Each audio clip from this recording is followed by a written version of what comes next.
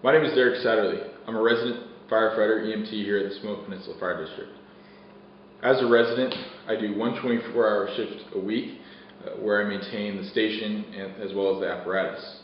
I came to the Samoa Peninsula Fire District because I thought it was a great opportunity for a kid who had just graduated high school to start his career.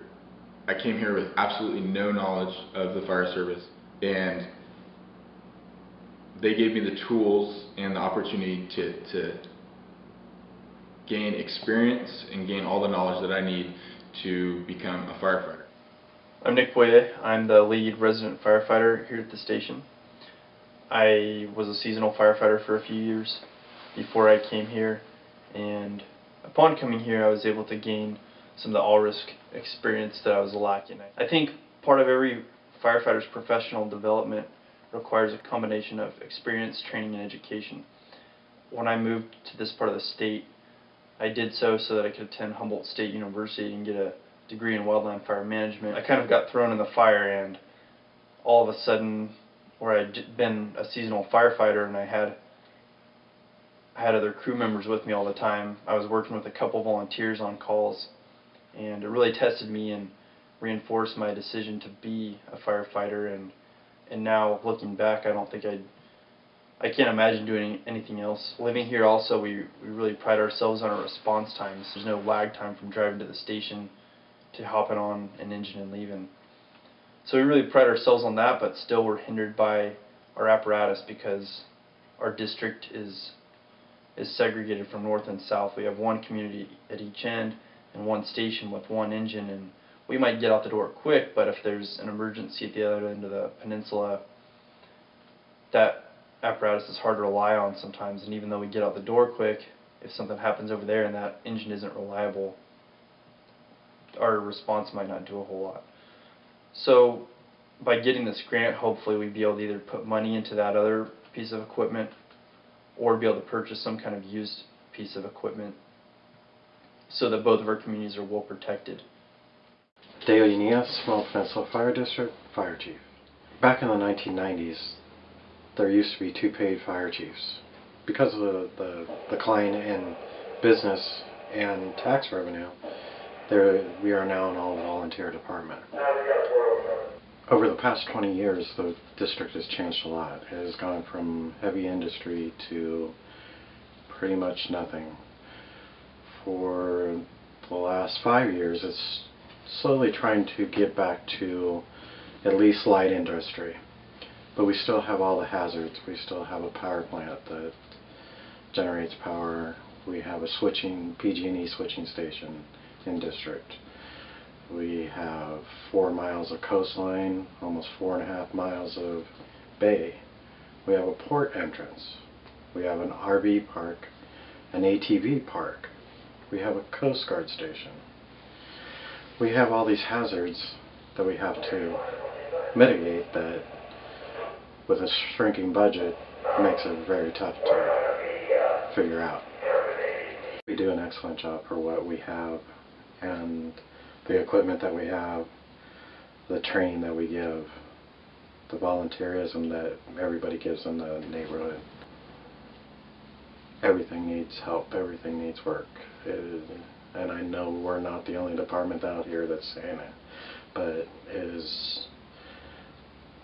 we're on the coastline. The fog and the salt air and everything gets to things just a little bit worse. And apparatus is breaking down. Apparatus needs to be updated, more maintained. Because of the economic downturn, it has affected everybody. I know it has made life a little bit harder for everybody, life a little bit more difficult. It has made people do things that they might not otherwise do in a normal everyday life, but they have seemed to get a lot worse in the last few years. It has been more drug-related calls, more high hazard situations that we have to go into.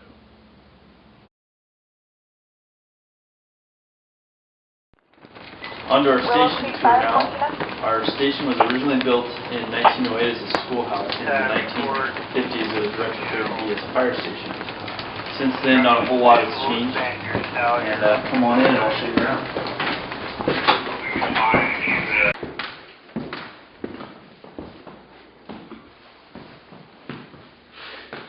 This is our rec room. We spend a lot of time, especially the firefighters who live here, hanging out in this room and recreating.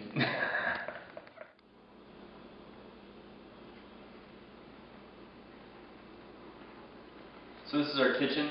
As you can see with the chalkboard, this used to be the main room of the schoolhouse before this building became a fire station.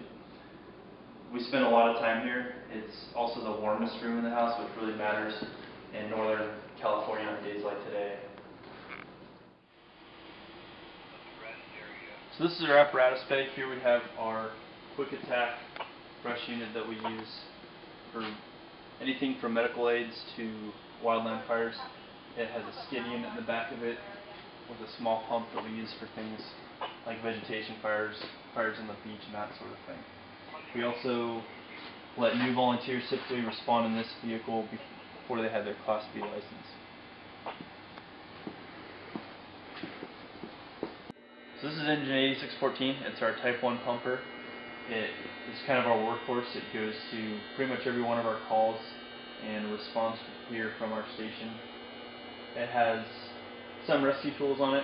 We don't have a dedicated rescue, so this engine ends up doing a lot of pretty much everything we do. We're very fortunate to have this. We were able to get a FEMA grant a little over 10 years ago to help us purchase this, but right now the availability of those types of grants to get a new engine in the future are kind of uncertain, so we're pursuing this grant in order to help us fund getting a new apparatus or repairing the apparatus we have. So we're now in the town of Samoa, which lies on the northern end of our district. Samoa was once a company town, which was built to support the mill that was here, once here. And this is where Engine 8611 now lives. Engine 8611 is the reason we're making this grant video. So there's a lot of things we think our district could use money for. However, our priority in utilizing funding is to do something about this engine. We'd like to either have some funding to be able to upgrade it and repair it as it needs some major repairs, or hopefully we could buy a used piece of equipment owned by a career department that no longer needs it, but for us it's a perfectly viable option, something that we can use for our less frequent calls.